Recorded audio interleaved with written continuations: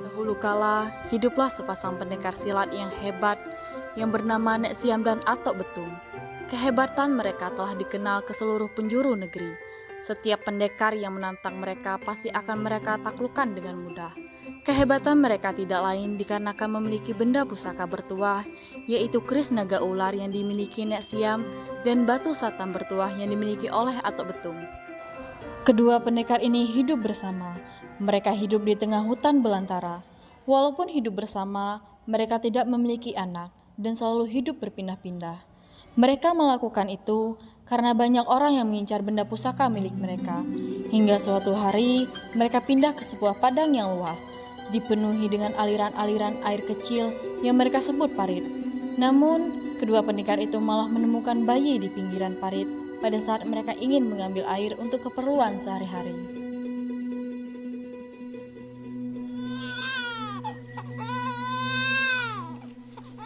Anak siapa nih, Tok? Coba lihat.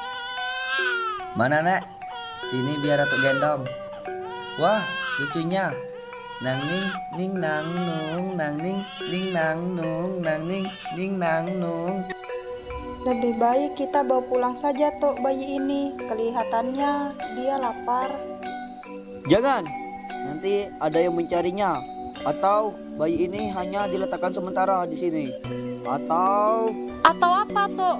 Apa mau tunggu anak ini dimakan binatang buas?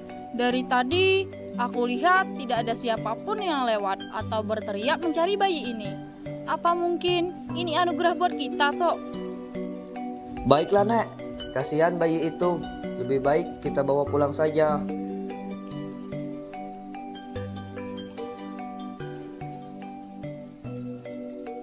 Mereka pun membawa pulang bayi tersebut dan merawatnya dengan hati-hati, karena sebelumnya mereka tidak mempunyai pengalaman dalam mengurusi bayi. Lihatlah, Nek. Bayi kita sudah besar sedikit, gemuk dan sehat lagi. Iya, Tok, aku bersyukur sekali kita bisa merawatnya dengan baik. Dulu, aku takut sekali menggendong bayi. Takut jatuh atau sakit. Aku juga, Nek. Tapi lama-lama jadi terbiasa. Lihat, sekarang aku bisa mengganti popoknya sendiri. Iya benar, dulu kau sampai minta tolong sama tetangga kalau popoknya penuh. Nama Amang Besiam ini memang pas untuknya. Gabungan dari nama kita berdua. Dia pasti akan jadi anak yang baik. Amin, semoga dia tumbuh menjadi anak yang soleh dan berbakti kepada orang tua. Aku yakin dia pasti akan menjadi kebanggaan kita.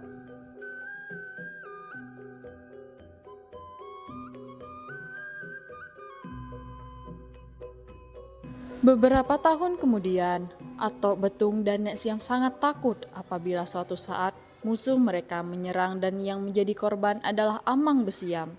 Maka dari itu, Amang Besiam diajarkan ilmu silat yang cukup tinggi. Amang Besiam pun belajar dengan tekun sehingga dia dapat menyerap ilmu yang diberikan untuknya. Tok, kamu dari tadi melamun saja, ada apa gerangan? Aku hanya memikirkan Amang.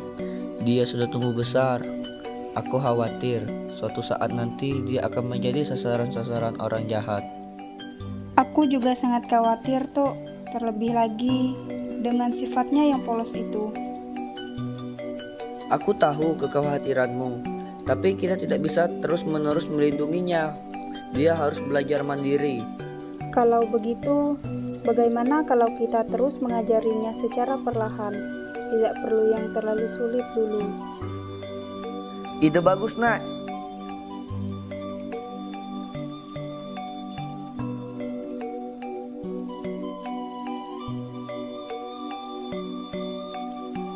Selama itu pula, Amang Besiam dilarang keluar daerah tempat mereka sembunyi.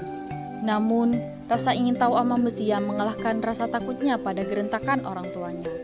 Amang Besiam secara diam-diam pergi ke desa sebelah tempat mereka tinggal. Selama perjalanan, ia tak sengaja menabrak kedua pendekar dari perguruan Bangau Putih yang merupakan salah satu musuh Atok Betung dan Nek Siam. dan pertarungan pun tidak bisa dihindarkan lagi. Mereka sama-sama terluka parah dan kedua pendekar itu pun penasaran karena hanya 2 orang yang sanggup menahan serangan dari mereka, yaitu Atok Betung dan Nek Siam yang sudah lama namanya tidak terdengar lagi. Pendekar Bangau Putih pun menanyakan asal Amang Besiam. Maaf, aku tak sengaja. Berani sekali kau menyenggol kami. Memangnya kalian siapa? Kau anak muda tidak tahu siapa kami. Hah? Rasakan ini!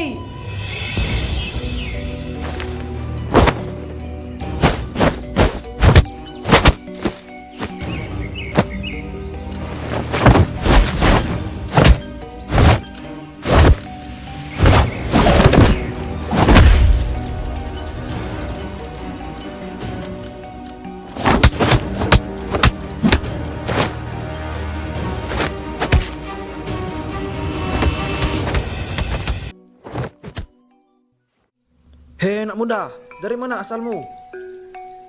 Mau apa kalian tahu dari mana asalku? Karena hanya 2 orang di negeri ini yang mampu menahan serangan-serangan kami. Siapakah gerangan kedua orang itu? Dia adalah Atok Betung dan Nek Siam. Kedua orang yang kalian sebut adalah orang tuaku. Tidak mungkin, mereka berdua tidak mempunyai anak. Kalau kamu memang anaknya, bawa benda pusaka milik mereka, yaitu batu setam bertuah dan keris naga ular. Baiklah, kapan waktunya? Kalian akan tunduk di tanganku. 7 hari lagi datanglah ke tempat ini pada saat bulan purnama. Amang Besiam pun pulang dengan luka-luka yang cukup parah. Dia juga berpikir bagaimana meminjam benda pusaka milik orang tuanya.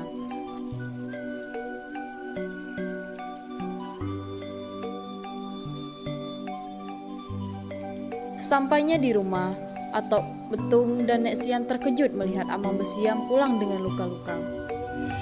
Apa yang terjadi padamu, Nak? Tidak apa-apa, Bu. Aku hanya dihadang 2 orang asing. Siapa yang berani mengganggumu, Nak? Biar kami kasih paham mereka. Sudah, Pak. Tidak usah dihiraukan lagi. Mereka berdua pun mencoba mengobati luka Amang Besiam dengan ilmu tenaga dalam mereka. Setelah selesai, tubuh Atok Betung dan Nek Siam pun lemas, namun tubuh Amang Besiam pulih kembali dan mereka pun istirahat di dalam gubuk mereka. Akhirnya selesai juga. Rasanya seluruh tenaga dalamku terkuras habis. Aku juga sama, Atok. Tapi yang penting Amang sudah sembuh. Terima kasih banyak, Pak, Bu. Berkat kalian, aku bisa sembuh. Sama-sama, Nak. Kita kan keluarga. Nih, Mang. Minum dulu biar segar. Segar sekali, Bu. Hari sudah mulai sore. Kita istirahat dulu ya, biar tenaga kita pulih kembali. Setuju, Tok. Besok kita bisa beraktivitas lagi. Terima kasih sekali lagi, Bapak, Ibu. Pagi-pagi sekali, Amang Besiam telah bangun dari tidurnya. Ia memikirkan bahwa bagaimana caranya membawa pusaka milik kedua orang tuanya. Ia mendapatkan ide dengan berpura-pura belajar ilmu bela diri dan meminta Atok Betung mengajarkannya jurus-jurus yang baru. Atok Betung pun mengajarkan beberapa jurus baru, tapi Amang Besiam malah mengurutu. Pak, tolong ajari aku jurus-jurus baru agar bela diriku semakin bagus. Baiklah, kalau begitu maumu, akan kuajarkan kau beberapa jurus baru.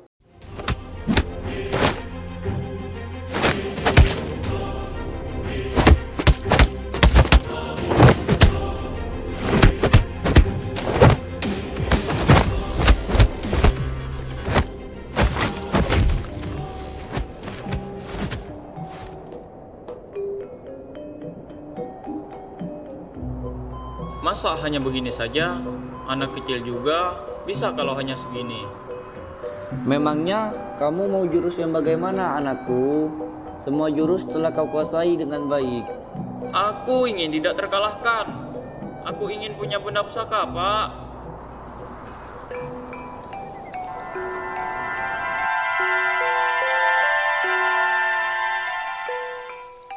Apa itu, Pak?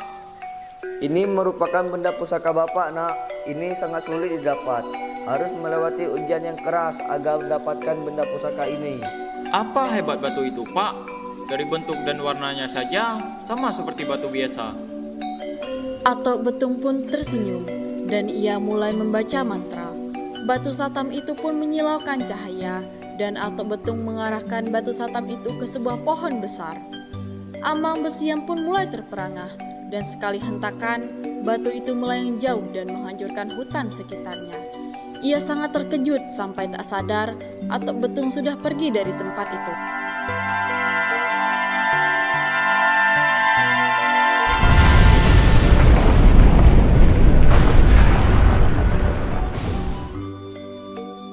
Pak, Bapak di mana?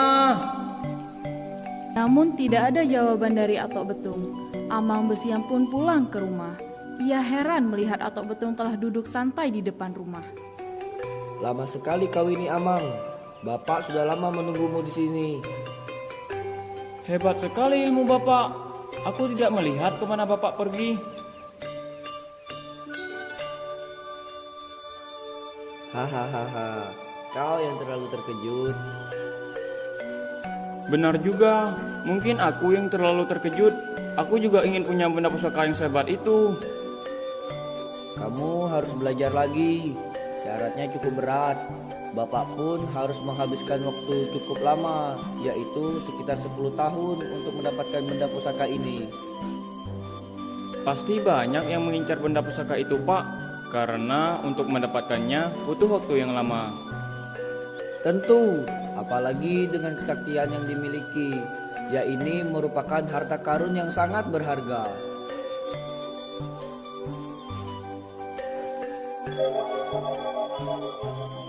Di sela pembicaraan mereka berdua, tiba-tiba Nek Siam datang. Ia membawa ikan segar hasil buruannya di sungai tadi sore.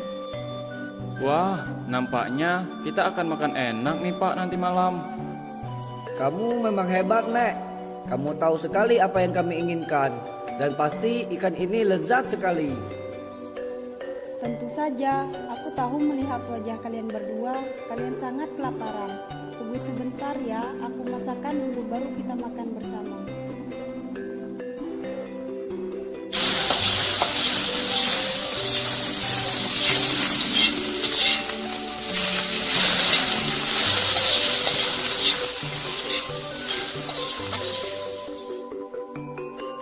Setelah masakan matang, mereka bertiga pun makan dengan lahapnya. Nek Siam pun bercerita kalau ia bertemu dua pendekar dari pendekar pedang emas yang merupakan adik seperguruan Nek Siam. Dan mereka mengatakan bahwa dunia persilatan pun heboh dengan adanya kemunculan dari putra dari kedua pendekar hebat yaitu Nek Siam dan Atok Betung. Tok, Amang, ada hal yang ingin Nek ceritakan. Saat perjalanan ke sini, Nek bertemu dengan dua pendekar dari pendekar pedang emas. Mereka adalah adik seperguruan Nek. Pendekar pedang emas? Mereka baik-baik saja, Nek. Mereka baik-baik saja. Mereka sangat terkejut mendengar cerita Nek tentang Amang Besiam. Tentang apa, Nek? Mereka mengatakan bahwa dunia persilatan sedang gempar dengan kabar tentang putra dari kedua pendekar hebat itu. Mereka tidak menyangka bahwa kabar itu benar adanya. Mereka juga menceritakan tentang serangan pendekar Bangu Putih. Nek tidak menyangka bahwa peristiwa itu benar terjadi.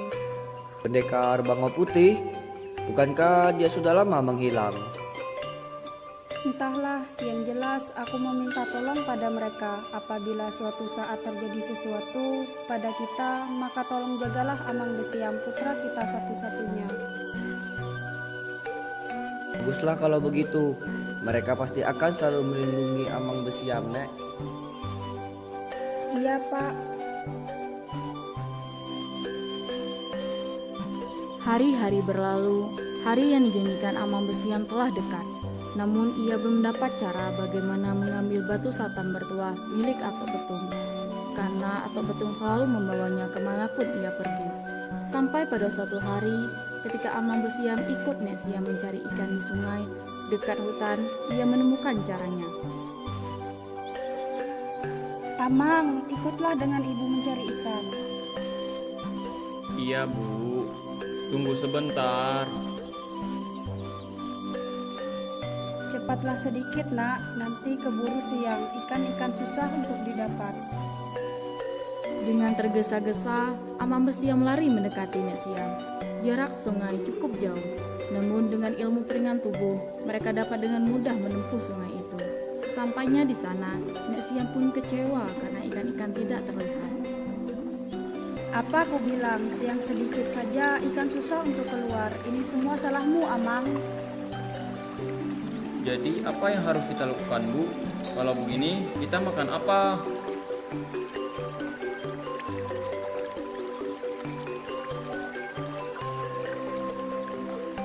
Apa yang Ibu cari?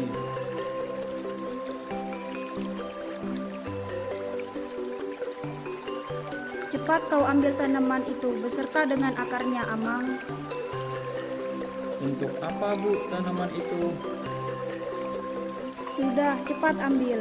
Nanti juga kau tahu, aku akan mengajarimu cara menangkap ikan dengan mudah. Amang Besiam pun menurut dan mengambil tanaman itu. Setelah ia berhasil, ia menyerahkan kepada Nek Siam. Dan Nek Siam dengan ilmu tenaga dalamnya menghancurkan batang tubuh. Setelah itu merendamnya dekat sungai dan tiba-tiba ikan bermunculan dengan mudah dan dapat ditangkap karena lemas. Amang Besiam yang menyaksikan hal tersebut pun terkejut dan gembira. Wah, hebat sekali. Ikannya banyak, Bu. Ini hanya racun sesaat. Siapapun meminum racun ini, ia akan pingsan, tak berdaya. Termasuk manusia walaupun ilmunya hebat, pasti akan tertidur. Cepat kau ambil, nanti keburu ikan-ikan itu akan sadar. Karena racun yang kugunakan hanya sementara. Dan yang kecil jangan kau ambil, biarlah ia tumbuh besar.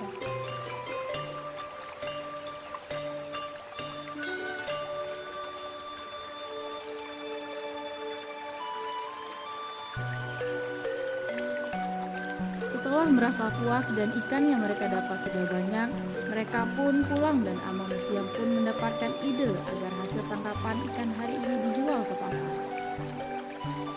Bu, bagaimana kalau ikan ini kita jual saja ke pasar?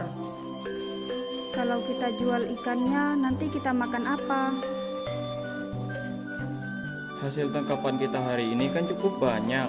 Setengahnya kita jual, sisanya kita makan. Baiklah kalau begitu, mari kita jual ikan ini ke pasar. Di sepanjang perjalanan, dikelilingi pepohonan yang rimbun, Nek Siam dan Amang Besiam berjalan perlahan-lahan sambil membawa ikan yang akan mereka jual ke pasar. Setelah melewati perjalanan yang cukup panjang, akhirnya Nek Siam dan Amang Besiam sampai di pasar tradisional yang penuh dengan aktivitas pedagang yang menawarkan dagangan mereka. Nek Siam pun bergegas untuk menawarkan ikan yang ia bawa kepada masyarakat setempat. Ikan, ayo dibeli ikannya. Wah, ikan apa saja yang Nek Siam jual? Kelihatannya masih segar-segar. Ini Minah, ada ikan mas dan ikan nila. Minah mau ikan apa? Amang, tolonglah ibu belikan bahan makanan untuk kita masak. Baiklah kalau begitu, Bu. Aku mau ikan nila saja, Nek. Baiklah kalau begitu, Minah. Bu, ayo kita pulang. Aku sudah membeli bahan-bahannya. Tunggu dulu, aku mau membereskan ikan-ikan ini dulu.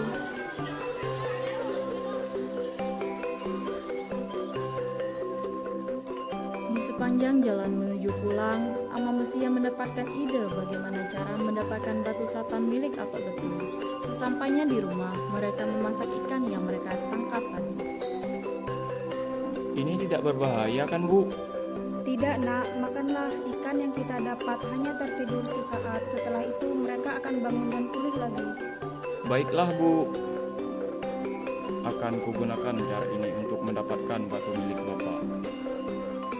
Tinggal 2 hari lagi waktu yang telah ditentukan.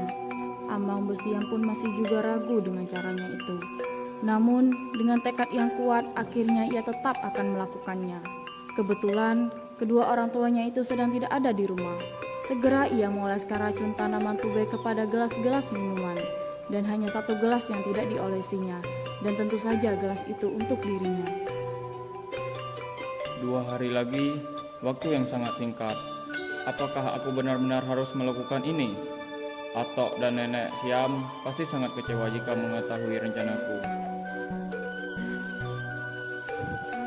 Jika tidak begini, bagaimana cara aku bisa menghentikan mereka? Mereka sudah terlalu jauh terjerumus dalam konflik ini. Aku harus melakukan sesuatu, apapun itu. Pak, Bu, maafkan aku. Aku terpaksa melakukan ini demi kebaikan kalian semua. Malam pun tiba, mereka berkumpul untuk meminum teh. Amang Besiam mengambil gelasnya dan ia menyiapkan gelas yang telah dicampuri dengan racun tubai untuk kedua orang tuanya itu. Dan benar saja, ketika mereka meminumnya, kepala mereka berdua pusing dan mereka pingsan. Ada apa ini? Pusing sekali kepalaku, Nek. Sama Tok, kepalaku juga pusing sekali. Apa kita lelah dalam perjalanan jauh Tok? Mungkin saja, Nek. Apa yang terjadi pada kalian berdua?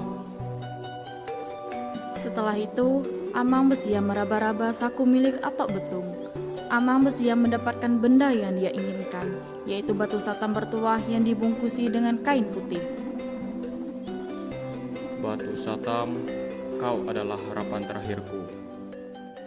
Besok kita akan tunjukkan pada dunia siapa aku sebenarnya.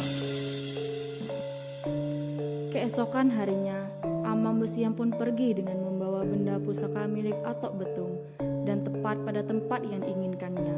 Ia tidak tahu bahwa musuhnya telah menyiapkan rencana yang ia tak sangka. Tiba-tiba muncul 2 pendekar yang menyerangnya dulu dan ia pun tersenyum. Dan kedua pendekar itu pun saling berpandangan. Akhirnya kau datang juga, mulut besar. Tentu saja, aku bukan bermulut besar seperti yang kau katakan. Kuharap kau menarik kata-katamu atau kau akan menyesal nanti. Kedua pendekar itu pun terkejut dan langsung menyerang untuk mengambil batu satam. Perkelahian pun tidak dapat dihindarkan. Amang Besiam belum tahu bagaimana cara menggunakan batu satam itu. Tak disangka banyak pendekar lain yang bermunculan. Ia terkepung. Amang Besiam pun tidak dapat mempertahankan batu satam milik Atok Betung. Serahkan batu satam itu, atau kami akan menghajarmu. Batu Satam, apa yang kalian bicarakan? Jangan berpura-pura tidak tahu. Batu satam itu sangat berharga. Kami akan mengambilnya dari tanganmu. Aku tidak mengerti. Kenapa kalian menginginkan batu ini? Bukankah aku hanya perlu menunjukkan batu ini kepada kalian? Karena batu satam memiliki kekuatan yang luar biasa. Dengan batu itu, kita bisa menguasai seluruh desa. Tidak akan pernah. Batu ini milikku. Diamlah, kami tidak akan membiarkanmu. Tolong, Atok Betung, Nek Siam. Serahkan batu satam itu. Kami akan membagi harta itu bersama-sama. Jangan melawan. Kami lebih kuat daripada kalian. Bagaimana ini? Aku tidak bisa melawan mereka semua. Pak, Bu, tolong. Di dalam gubuk, Nek Siam dan Atok Betung tersadar akan hilangnya batu satam milik Atok Betung. Tentu saja mereka mencari Amang Besiam, namun tak kunjung ketemu. Nek Siam mencari Amang Besiam di pinggir hutan. Tok, batu satam kita hilang. Apa? Bagaimana bisa? Aku baru saja mengecek di tempat biasanya, tapi batu satam itu sudah tidak ada. Pasti ada yang mencurinya. Tapi siapa yang berani melakukan hal seperti itu? Apa mungkin Amang Besiam? Tidak mungkin, Nek. Amang tidak akan pernah melakukan hal seperti itu. Tapi kita harus memastikan. Ayo kita cari dia.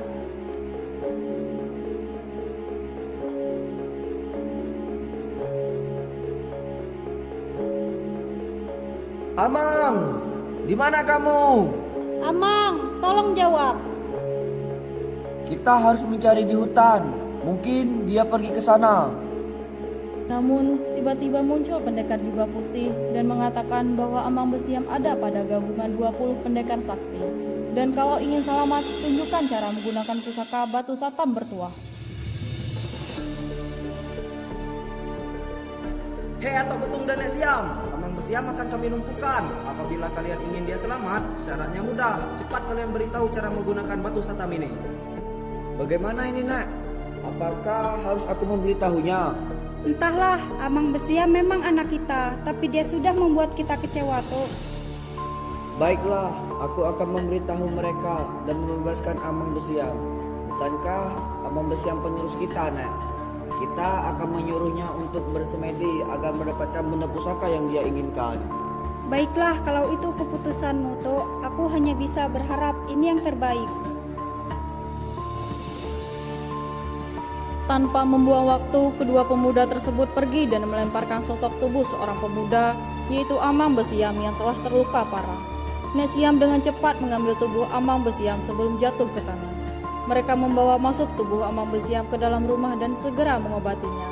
Semua tenaga dikerahkan oleh Atok Betung dan Nek Siam. Setelah sadar, Amang Besiam pun meminta maaf pada kedua orang tuanya.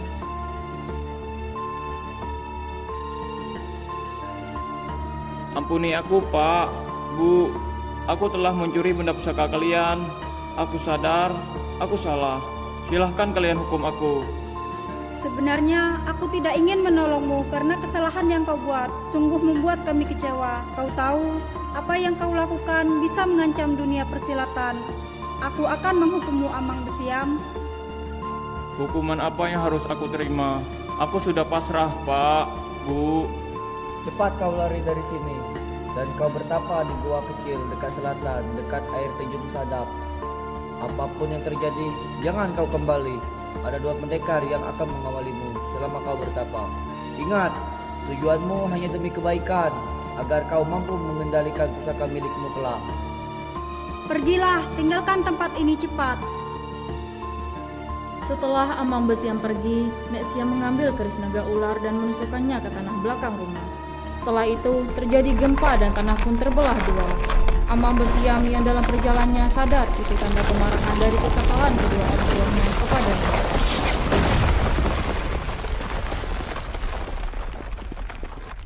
Setelah beberapa hari Amang Besiam bertapa, 8 pendekar yang merebut batu satam bertuah mendatangi rumah Atok Betung dan Nek Siam. Mereka ingin merebut benda pusaka milik Nek Siam. Kedua orang tua Amang Besiam pun telah tahu kalau hal ini akan terjadi.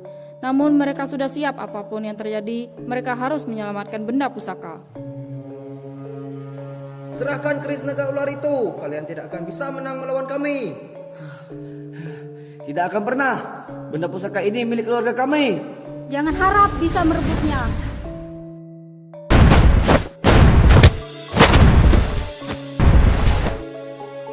Ini tidak seperti yang kita bayangkan. Kekuatan mereka terlalu besar. Kita harus mundur. Aku tidak akan menyerah. Benda pusaka itu harus menjadi milikku. Nek, kita tidak bisa terus seperti ini. Kekuatan kita sudah habis. Aku tidak ingin benda pusaka ini jatuh ke tangan orang yang salah. Sementara itu, Amang Besiam yang mendengar adanya perkelahian hebat antara pendekar sakti dan kedua orang tuanya pun menjadi gelisah. Hingga akhirnya Amang Besiam kembali ke rumahnya. Pak, Bu, kalian kenapa? Amang, cepat bantu kami. Ambil batu satam itu, Amang. Sembunyikan. Salah satu pendekar Bangau Putih mengeluarkan jurus andalannya dengan golok emas. Melihat kedatangan Amang Besiam, pendekar Bangau Putih langsung memukul golok emas tersebut menuju ke arah Amang Besiam. Rasakan ini, Amang. Cepat lari, Amang. Kau tidak bisa menghadapinya. Tiba-tiba Amang Besiam menerima pukulan yang sangat kuat sehingga tubuhnya terpental cukup jauh. Golok itu mengenai Atok Betung. Amang Besiam pun berteriak dan memanggil nama Atok Betung.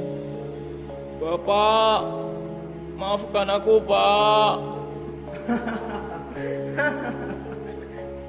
Nek Siam langsung menyerang dan serangannya tepat pada batu satam bertuah.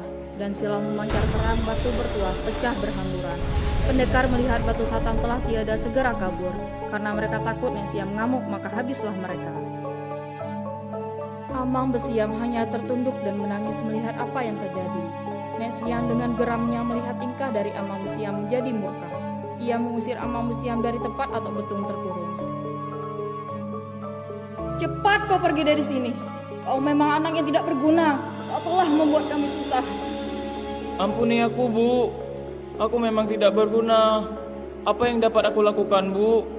Bertapalah selama mungkin, dan setelah kau dapatkan kekuatan batu satam bertuah, cepatlah kau ke sini dan bebaskan Atok Betung. Dan seketika Nek Siam mengambil batok kelapa dan membaca mantra sehingga Nek Siam masuk di dalamnya. Dan Nek Siam berkata kepada Amang Besiam, Kami akan menunggumu selesai bersemedi. Sekarang cepatlah kau pergi bersemedi. sampai sekarang Amang Besiam masih bersemedi. Entah sampai kapan akan bisa mendapatkan batu satam bertuah untuk membebaskan Atok Betung. Untuk menghormati Nek Siam, dibuatkanlah kuburan oleh warga kampung. Dengan tanah yang subur, membuat pepohonan cepat tumbuh. Hingga sekarang telah menjadi bukit yang indah. Suatu saat, mereka berdua akan keluar, tapi entah kapan. Warga sekitar menamainya Bukit Betung dan Bukit Siam. Begitulah asal mula terjadinya Bukit Betung dan Bukit Siam.